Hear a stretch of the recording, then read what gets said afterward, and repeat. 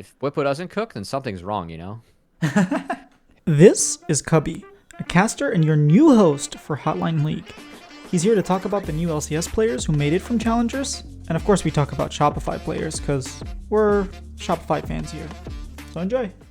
So thank you for joining me. I wanted to start off by just talking about maybe spending a little bit of time talking about Shopify. So Shopify, they brought in Tomio, Zazel, and Fake God. Tomio as a sub.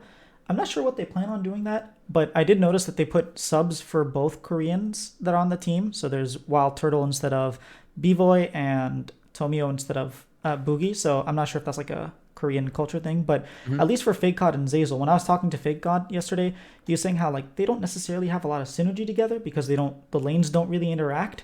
But at least mid to late game, there's like those comms that they're used to. So maybe you could shed some light on how Fake God and Zazel were compared to other competition in challengers, and like what can we expect their strengths and weaknesses to be? Yeah. Yeah, thanks for having me. I'm really excited for both Fake Out and Zazel to be promoted. Um, it's been funny. I've been streaming like a lot of Champs Queue, and Fake God's been in and out of some of the games that were going on before it released on live, and CQ's kind of dead now, but everyone was like in my chat like, "Hey, we're gonna see the Dokal arc from Fake God. Like, is Fake God gonna have a Dokal arc?" Because with Dokal, it was really like, he was a pro for a brief amount of time, and he had to go back through the entire system. Like, he was in the Oceanic region. He went tier 3. He went tier 2. Like, he made it back, and I think that from talking with Dokla, like he worked his butt off to get back to the LCS. He really realized like the work ethic that you have to have as a pro, not just to become a pro, but to stay a pro, which is really tough because the game's not always going to be in your wheelhouse, like what you came up playing. And I really feel like Fake Out actually kind of went through the same arc. Fake Out, I think that he was kind of known for being, the weak side top laner, and he was really meme for that because he never really got any resources, and at times he would struggle with Dignitas. There were some games that he played poorly, but I think he really leveled up his laning and management of top lane wave to make sure that he could always be that rock in the top lane. And in the meta where I expect everyone to be bot, I think the Fake God's gonna be pretty valuable up there. Um, I like a player. I don't want to like. I don't love making player comparisons, right? But Mm-hmm. um, I do feel like Fake God, is kind of gonna be like what impact like his role is in a lot of teams. Not to the degree of impact who I hold in extremely high regard as a top laner.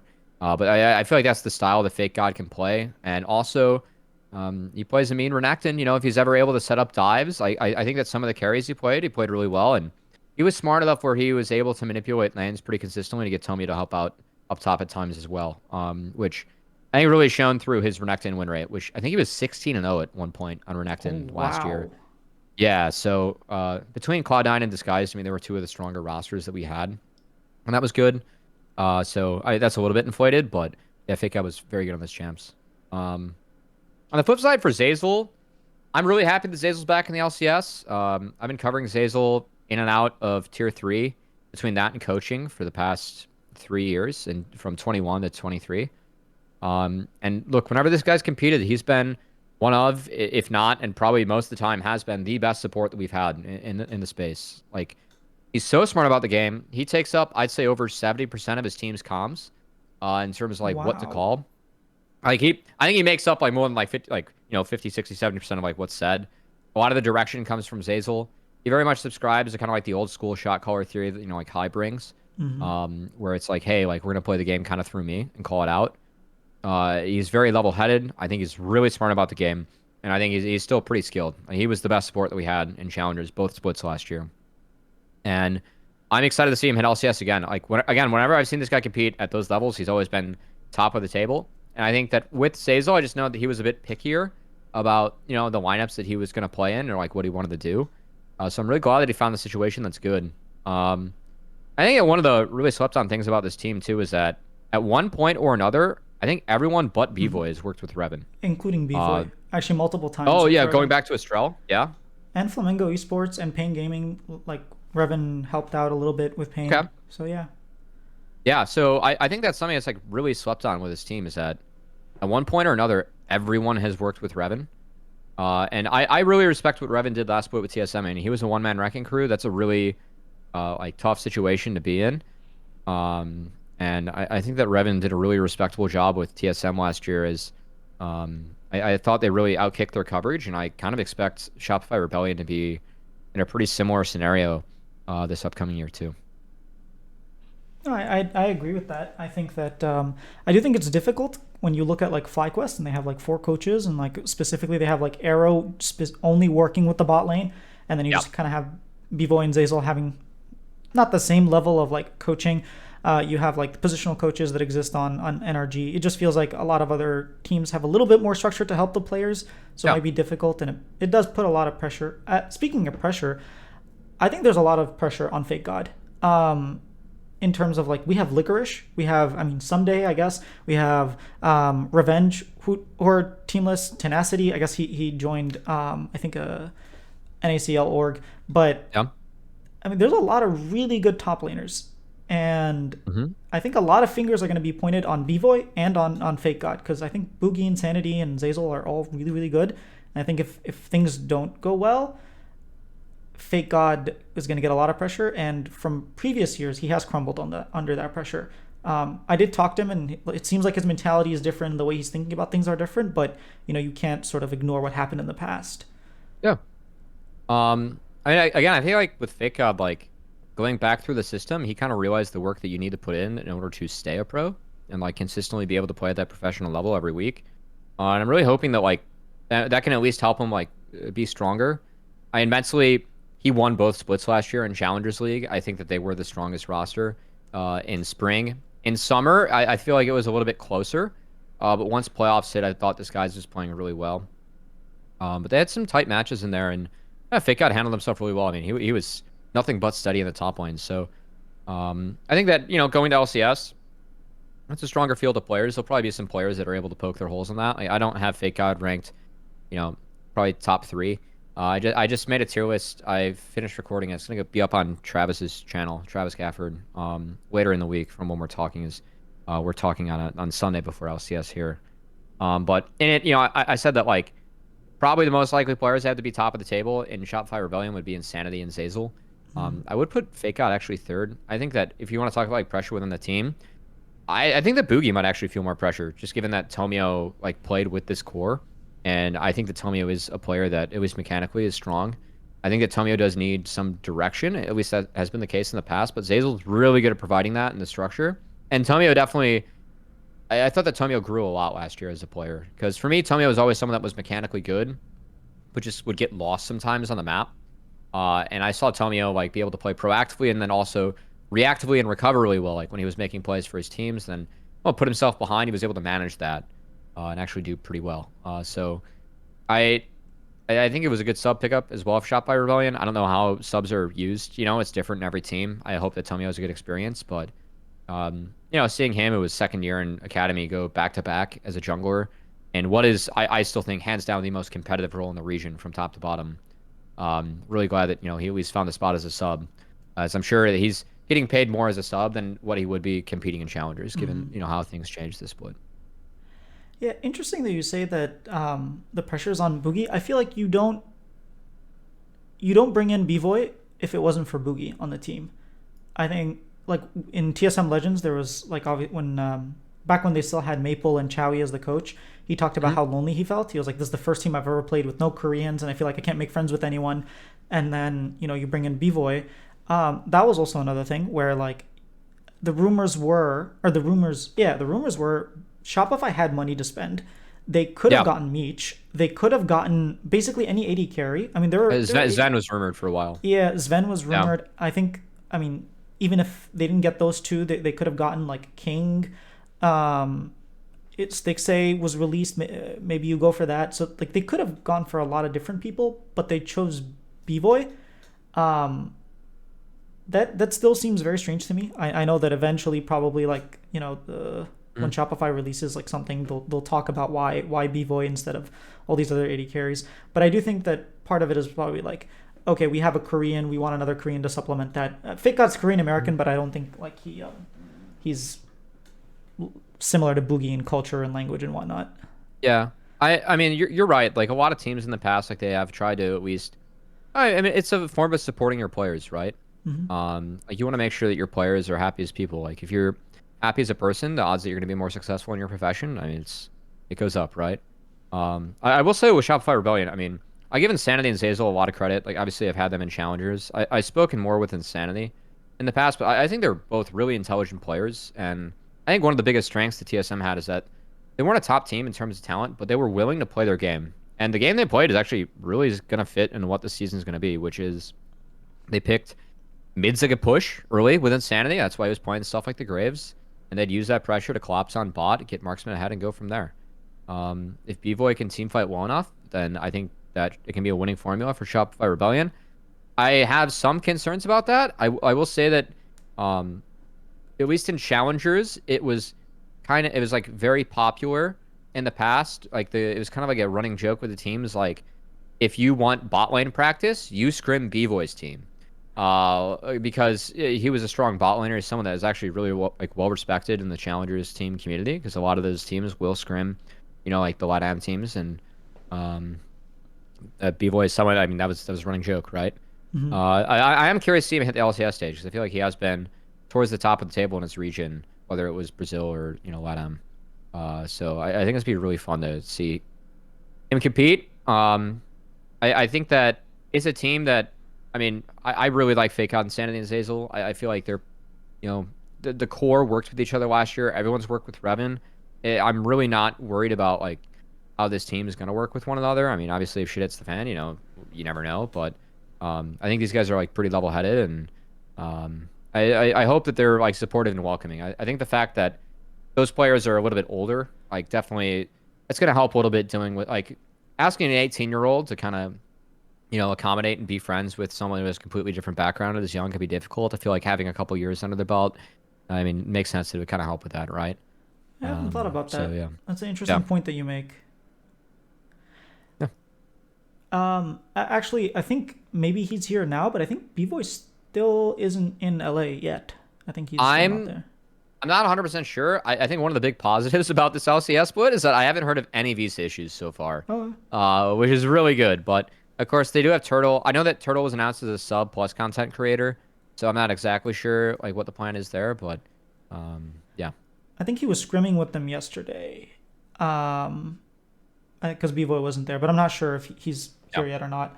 Um, Talk to me a little bit about their champion pools, at least Fake God and Azazel, because one thing Fake God mentioned and Insanity mentioned, and even like Peter Dunn mentioned, is that Revan likes to innovate, and he likes to. Have you seen the Kelsey Moser tweet where she was like, in theory, being on live patch is awesome because you're going to innovate, but what's going to end up happening is pro players aren't going to innovate. They're going to wait until Korea gets that patch and they're going to play whatever Yeah. Korea plays. Like, I Yeah. think that is true maybe for like 6 teams, but it's not going to be true for Shopify because you have Yeah. Revan, you have Insanity who's willing to play things. Are Fake God and Zazel also like that? Are they willing to like play whatever shenanigans that, Revan might think of? I mean, I think they're gonna buy in. I would say that their champion pools were like pretty standard, but like they were the top of the table team. They could afford to be standard. I mean, I think a fake out of this pool from last year, like his Rumble was banned for all playoffs. He was a solid Cassante Jax Renekton. He can bust out the Kennen. He can bust out the Gragas. He can bust out the Gwen. Like, I think that he's at his best when he's able to impact the map. I actually think Fake Out sees the map decently well. Um, I don't think that limits his pool at all. Like, I'm curious to see if it's limited at a higher level when maybe he's up against better competition. Like, is he going to be able to pull off a Fiora against Impact? Where Mm-hmm. he could probably play Fiora in Challengers League, but that's a different beast going up against some of the players in LCS. Same with Zazel. I think Zazel was like still really good at engages. He sees the map well. I thought his Rel and Rakan were both really strong last split, but him and Meech they had a ridiculous record on. I want to say Zazel was like 80% plus win rate on Milio. I mean, these guys, keep in mind, like, these guys were winning everything, but I remember that being one of the better champs that they played because Meech is so good at the Felios, and they just play a Felios Milio and run people last year, which was really fun to watch. I I think that I very much agree with like Revan and that core, like Insanity. I mean, I already talked about, he's willing to play the Graves mid, play for push, and try and innovate that way. I expect this team to, throw some curveballs and take advantage of the fact that it is on the live patch and not everything else is going to be known. I think that if I'm coaching on live patch, I would be more keen to play towards my team's style um, and to try and find a niche where there's gonna be more unknown for everyone, right? So I feel like Hmm. if you know more about what you're gonna play, I feel like that's going to be an advantage for teams. And I think it's actually gonna encourage teams to kind of play their style, because you can find different champs like fit the bill, and I am kind of curious to see how that plays out. I think that there'll be some champs like are universally called OP, but and I think that we'll see more consistent bans almost because you don't have time to figure out picks to deal with it, right? Like in the past, like on patches, like you might have champs that are really strong, but it takes a patch or two, or like it could take a little bit in like global play to find out like, hey, what picks are good in this? Like Worlds is on the 6 week patch, right? And there have been multiple international tournaments where they play in the longer patch cycles, and halfway through the tournament, it's like, oh crap, like we can play Victor into Aatrox top, and that completely changes the meta, right? Yeah. Um, or it's like, oh crap, like we're gonna play ranged supports, and like that got CLG a really good placing at MSI, right? That's not gonna happen anymore. So I think the teams might be more keen to just ban out the stuff that's really OP. But I think that that could lead to again like carving out a niche where you can play your own style. Like if you feel like Bel'Veth's good and like Bel'Veth's numbers get changed, like if you already play the champ, like you might be more willing to bust it out right away, right? And see if you can challenge teams to play against that. I mean, that's one example, but I'm fine. I'm sure that teams will find their own example and try and find ways to break the game or try and find ways where, you know, maybe someone's got 500 games of Yorick and they can make Yorick look OP. You know, you never know. It's part of the fun of the league, right? So yeah, I think that'll benefit Bwipo. At the very least, he plays as like Rengar, and he that's a just plays a smart lot of team. things. Yeah. Yeah, they're gonna cook. I If Whippo doesn't cook, then something's wrong, you know. That's So funny. yeah, yeah. The other player that used to play on DSG with Fake God, Zazel, and Tomio is Mm-hmm. Meech. And Meech Mm-hmm. has joined like more of a developmental, I guess, roster. Not Yeah. necessarily win now, but on 100 Thieves. Where do you see Meech like fitting into that style? Because it almost seems like I don't know what to expect with this 100 Thieves roster. I just know that Meech is a really good AD carry, probably second only to Masu back in Challengers. Mm-hmm. I mean, honestly, Michi and Masu had some great wars going up against each other. Like I think pretty highly of both those players. I think that Meech is a bit better on the champions that don't have like movement abilities and you just have to use pure spacing. I think that Meech is really good on those. Also, like Ezreal taking advantage of a lot of the range.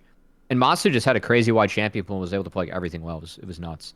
On each team fight really well. I've talked to quite a few players like um, they think pretty highly and I of both. And I think that marksman as a whole is actually one of the easier roles to scout that's come out.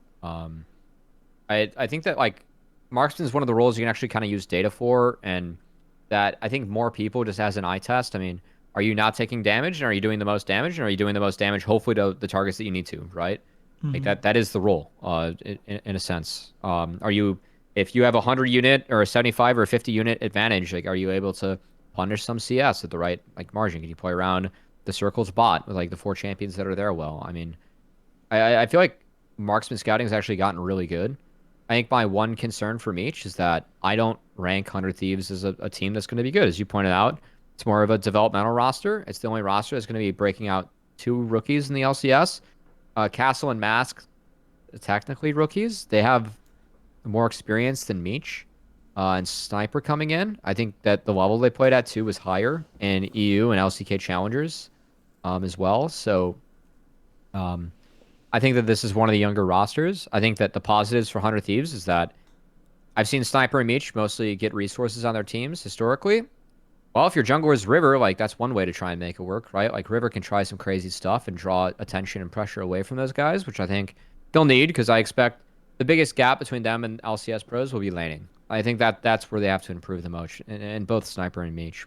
But I think Meech is gonna be fine. I like the hardest like honestly thing I have for Meech is like how good can you look in a team that I expect to be bottom of the table? It's really hard to do that as a marksman. Like I think one of the biggest wins we actually had for challengers this past year was that Spawn, who was started the year last year starting for Dignitas in the marksman spot. Mm-hmm.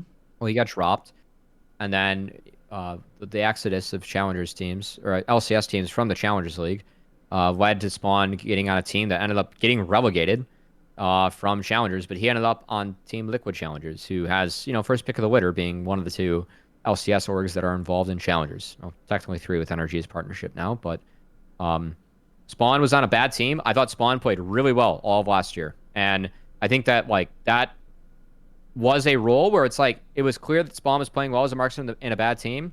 That's hard to do, and Spawn was rewarded for that. And I hope that fans don't go too hard on Meech if he is playing okay, which I expect because I think Meech is good. Um, and I hope that like he's able to show that in team fights. My concern is that they get ran in lane and then they don't get to team fights. But I swear, you watch Meech in team fights, I think this guy plays really well. I think that he is a really solid marksman. So I thought in the rookie video I did for Travis Gafford, I put Meech and Masu as the two players that I have the highest expectation for, as the four people that got promoted that are starting in LCS for this next split. And even on a bad team, I still stand by that. And I kind of hope that fans can parse, what's good from bad and what Meech can control or not. Because I do think that, especially like in comp, you don't have a. You're strong as a marksman, but it sometimes is hard to have a heavy influence on the game until later. I think my concern is not even just lane. It's more who's going to be making space for Meech. Because when I watched Meech, at least in playoffs, he was very, very good when you had Fake God and Young sort of creating space and allowing Mm-hmm. Meech to do Meech things. Mm-hmm. Even in the team environment, it almost seemed like a meme. Like, we're all playing and enabling Meech. And I don't necessarily think Ayla and Sniper I at least Sniper, I don't think he even has that level of experience that Fake God might have. I don't think that River necessarily is a jungler whose primary goal is to make space for his AD carry. So I worry that in team fights he's just not going to do anything, and we're not going to see the same team fighting carry that we saw in challengers. I will see. Um, I think that Sniper like kind of like Meech. I mean, I think that Sniper actually sees fights pretty well, and he lands really well on his champs that like he got a really high rank with on solo queue. But I don't know how much we're gonna see Sniper Ribbon hit LCS, right? Um, I hope we do. I I I think we'll see it once. I mean, there are a couple of matchups that are good, and he's willing to play it. But um, yeah, I think that I talked a lot about how I think AD scouting is a little bit more figured out. I think the top lane is a much more cerebral role and a lot harder to judge, especially with the meta being like all bot lane. Like Hmm. you're a lot more isolated up there, and I mean whether you push your lane or not, it could be good for you in the matchup, but it could be bad for the game, especially when the game's not being played through you. And I expect that to be a learning curve for Sniper. Like you're putting Sniper in the same league as Impact, right? Like this guy's been at the top of his game forever now. There's going to be like gaps in knowledge and info that Sniper's just going to have to learn, and I hope that people give him the chance. In terms of making space, I will see how 100 Thieves play. I I think the River is a good player. I think that could help. And Quid, oftentimes I see him playing, mages that can make space, whether that's Nico or Azir. Um, my bigger question with 100 Thieves is will they be ahead enough or like have enough gold on their shoulders coming out of lane in order to actually, do things with a space, like be able to have enough damage in those fights. I think that's the biggest concern I have for this team. Um, but I mean, I don't want to draw judgment before we get into things. I'm more concerned about resource allocation than I am like how this team's gonna fight later.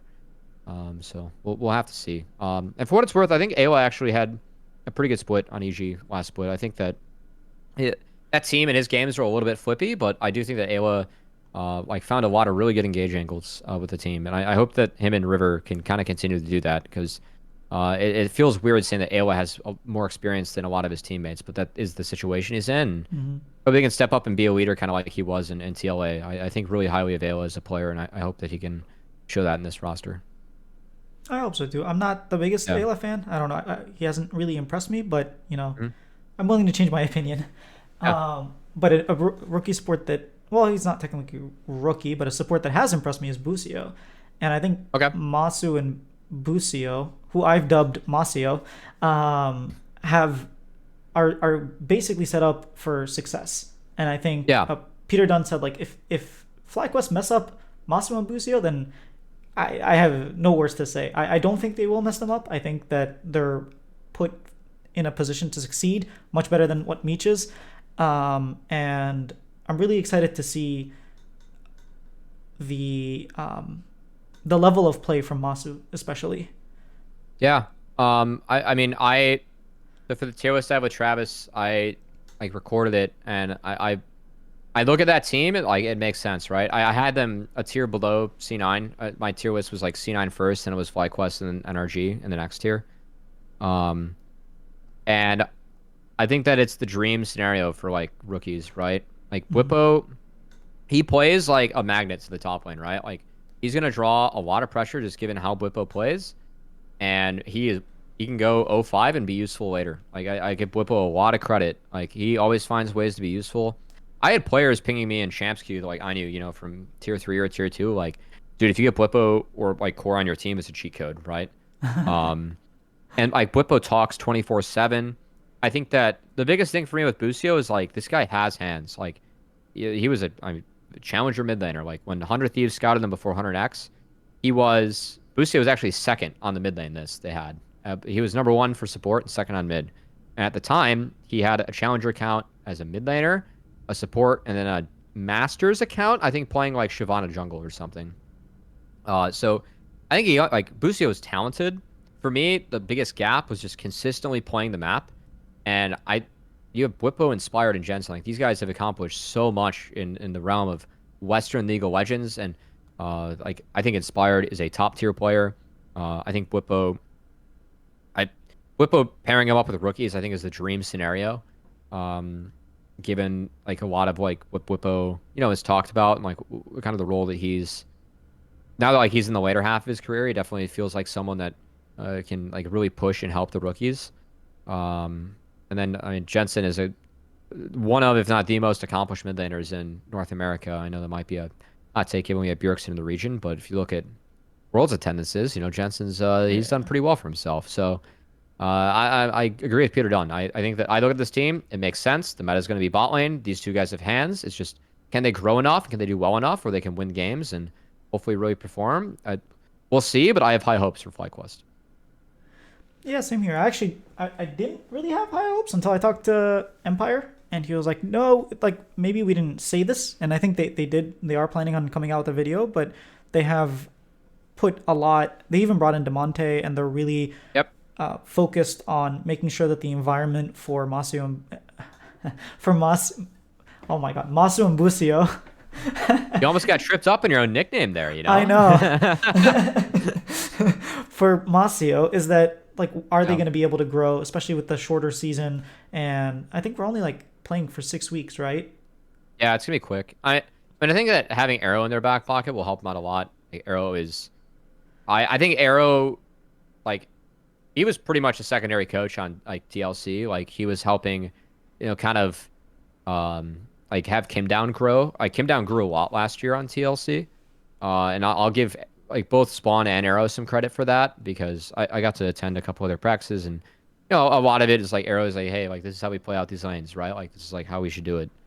And his experience is like unparalleled, and he's coming off of the split where he was competing. So like I know it's a new season, but I do feel like, you know, there is something to this game about like still being a high elo player and like being good. And I think that Arrow being so fresh off of him competing is only going to help Masu and Busio. And I know that when they went to Korea, like Arrow was already getting like, showing value as a coach, helping those guys out. So yeah, I mean, again, these are two of the four most valuable prospects that we voted on as a broadcast, and like there's been a reason for that in the play that both Masu and Busio exhibited in challengers. So, really hoping that we see some of that on the LCS stage. I thought we saw Busio's hands at times last year, and I really hope that he continues to grow. That I will always root for that kid. I think he's very very talented, and he's got a good hand on his shoulders. So I hope that prevails again this year.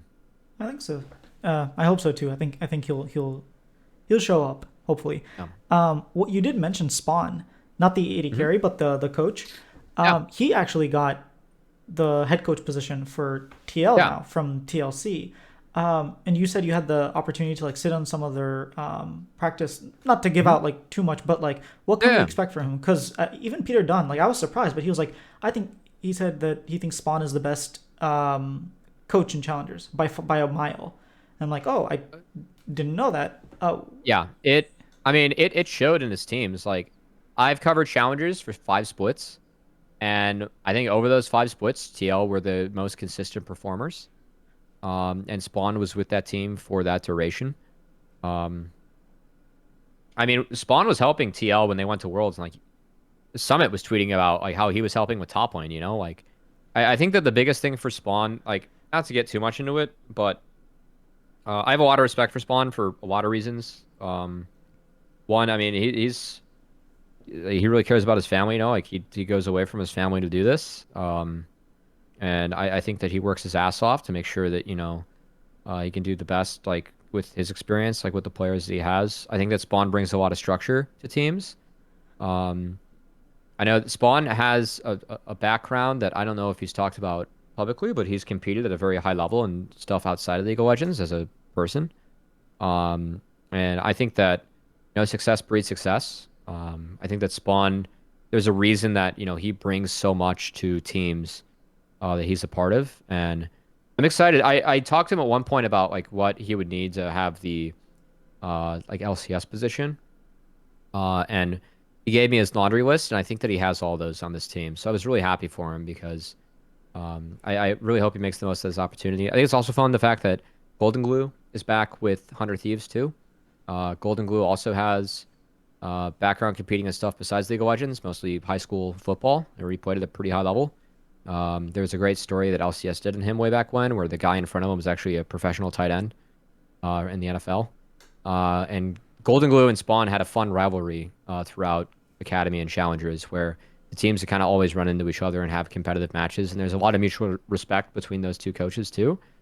So I don't know if anyone from LCS is going to pick up and run with that, but um, I think it's fun that both of them made the league at the same time because knowing their background, like they were kind of it was a friendly rivalry for sure, and a lot of respect shared between them. So I'm really excited to see both of them up there, and I hope that Spawn can have an impact on this team. I think that the best part about the TL teams were noticeable stuff is that I think that they played around Rift Herald rotations like superbly well, and were the strongest macro team that we had on a consistent basis. Um, the Tenacity Kenvi area of 100 Thieves Academy was like hands versus macro a little bit. That's like very much overgeneralizing things, but I think that his TL teams always had a really good idea of how to play early game and snowballs games out from there. And a lot of that was from the structure they provided with young players, where they were able to buy in and adapt with it a lot better than a lot of the players that we had in the league, where coaches are trying to do the same thing. So I hope that some of the fundamentals can be shown in LCS, and um, I mean, they got core and impact on that team too. I don't know how much work Spawn needs to do there, but uh, we'll see what TL can do. I think TL is going to be very competitive this split. That's really cool. I didn't know that they had that Spawn and Golden Glue had that rivalry. I'll make sure to ask them if I get a chance to interview Yeah, them. yeah. To No, they might give you an interesting answer on that because like there are a lot of playoff series like they had to go through each other at some point, and there was like the joke of like Spawn they had to like face Gamsu all the time because like Gamsu was on some of those teams and also Dignitas too. That was like two of like the running jokes that we kind of had from challengers and yeah. All right, that's really cool. One last question before we finish off here. Um, let's say LCS decides, okay, we're opening up a ninth slot, Okay. and they come to you and they're like, hey, you're the GM of this team. We only Sweet. want rookies. Like, we just Okay. want people from challengers. Okay. So no licorice, no like tenacity. Obviously, they've already played. We want people who've Ooh. never played on the LCS stage before. And you have to make a team. What team would you make? That's a tough question, actually. I mean, I will say that technically Shaden has played in the LCS team like stage before. He never had a full starting spot. I'd probably take Shaden for my jungler. Okay. Um, I think for top lane, uh, Surdy and Jenkins are two top laners that haven't played on the LCS. Or I guess Jenkins has, but again, never had a full time spot. Or no, he did. He did with COG at the start, so it'd have to be Surdy then Mm. by those. But I think that those two, along with Tenacity, will probably be the three best top laners that we have. Honorary shout out to Philip too, who, yeah, Philip deserves an honorary shout there. But The Philip from FlyQuest who used to play yeah, many moons he's on. ago. Yeah, he's on Cincy Fear now. Okay. But I'm really excited for Sur. I think Surdy actually lanes better than almost half the top laners in LCS. I was really excited to see Surdy with EG. I thought that he would actually turn a lot of heads with how well he lanes. I think very, very highly of Surdy. Um, so I'd probably go with Surdy. I'll go with Shaden and say that he never got a starting spot. If I had to pick someone that hadn't been in the LCS stage before, um, I don't know if I guess Keel technically has, because I think that he subbed in at one point when he was going by the IGN Frosty Nomad. But shout outs to Keel and Perry, who I think are very, very intelligent junglers and challengers and are good gamers. Um, for mid, uh, Young played in as a sub. I think that the two best NA mid prospects right now are Shochi and Young. Also, honorary shout out to Toasty, who's making his debut. And I think the Toasty is going to surprise a lot of people in challengers. And then I'm also curious to see how Quad and Roamer do. Quad played LCK when he was going by Solka. Roamer has not played on the LCS stage. But for the definitive answer, I'll go with Young. I think that Young team fights really well. I think that Young can upgrade his laning. And then bot lane, let's go with Kim Down, who I think grew a Oh, ton last year. Kim Down, for reference, he went from pretty much being like, he never made it out of a group for any of like the upsurge tournaments, which ended up becoming unified, and never made it like to like an OQ, like top 16. And he was a collegiate support. And he went from that to being one of the best supports that we had and challengers within the span of a calendar year, which was really impressive to watch. So I'm excited to see him and Spawn on the TLC roster that I think will be one of, if not the top team that we have in challengers this year. So give me Kim down for the rookie support. And then for marksman, Spawn's played LCS. I'll give Array a shout out. Um, I think Array very much is like a raw team fighting marksman. And I think that the top 80s from the league this upcoming year will probably be Array, Spawn, and Sajed. Um, oh, from as I FlyQuest, have, right? Yeah. yeah, Sajed's a rookie. I'm excited to see him. He was pretty decent in CQ. He sees fights well, but I think Array actually plays like really consistent, steady League of Legends from the marksman role. Definitely, I don't want to call him like reckless in terms of safety. Like kind of like I think reckless, got criticized for him playing fights too safe at points. But I think Array is like a very steady carry and at times has like been very positive in terms of like kind of his growth arc. He was on team called Resolve, and they upset C9 as a 15 seed when they were a 2 seed in Proving Grounds when they did it Wow. back then. And a lot of that was like based on Array carrying fights as Tristana. So yeah. All right, awesome. That's my way of basically saying who should I really keep an eye out on this Yeah. upcoming split. Yeah. No, thanks for asking. I mean, I always like talking about the Challengers players, right? So I'm excited to see if I'm right or wrong, because if I'm wrong, usually it means that some other players have stepped up and are playing really well. So that's always fun. And we got some fun players returning too, like the Alorum, Dardoch, Mm-hmm. RJS, Prismal Scooped roster. Like, I don't know how good Mirage Alliance is going to be, but I'm really excited to see them compete. I think that they'll throw a lot of curveballs in. And I think that they'll be like a fun middle to pack team. They're going to play really fast and really aggressive. And I think really highly of Dardoch and Prismal as players, especially. And Alorum, too, is very good at the game that he plays. So I think on live patch could be really valuable. But Lorem's champ pool, man, it's built different. He definitely has knowledge gap on you. So yeah. All right, that's awesome. I'm actually excited for this split just because it's going to be after LCS, so Yeah. it's very easy to catch the games. And so I think it's a good change. It means the last broadcast days for me and my peers, but I think in terms of scheduling, it's a very good change, and I'm hoping that we get LCS fans that might be missing out on that fifth game of the day stick around for a best of three challengers. And looking at the schedule, I think that we've loaded our strongest games to be earlier on day to day. So yeah.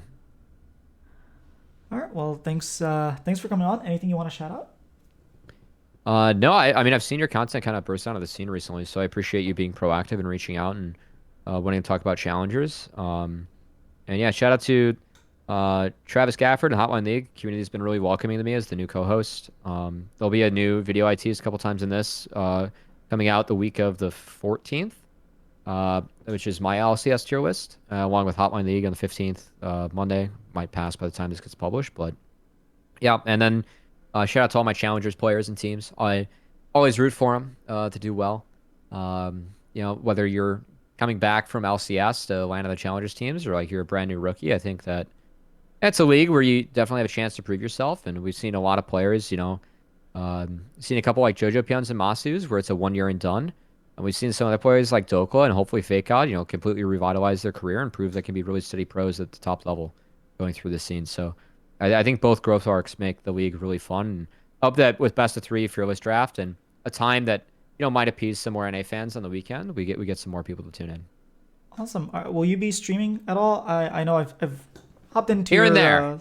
to your Yeah. Challenger queue streams, but I try to Yeah. like go to different streams, so I haven't stuck around too long. But any plans afterwards, or just like You whenever? know, as a social media marketer myself, I appreciate you, making sure that I list my socials. I'm CubbyXX on Twitter and Twitch and also YouTube.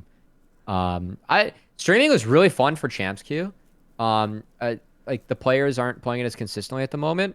And I know that if you do follow me on Twitch, what I plan to do for streaming is that in the past I have VOD reviewed every NACL game that I um like didn't cast, and then all the playoff games, because like there would be like 10 games a day on a given day. So like I would do it like afterwards. I'm going to do the VOD review streams. It's just not like our broadcast is going to end at 11. I'm probably not going to boot up my stream at 11 like Pacific. I don't Yeah. think anyone's going to watch that. So I'm going to try and find like a dedicated day to do maybe VOD reviews of LCS challengers and other stuff.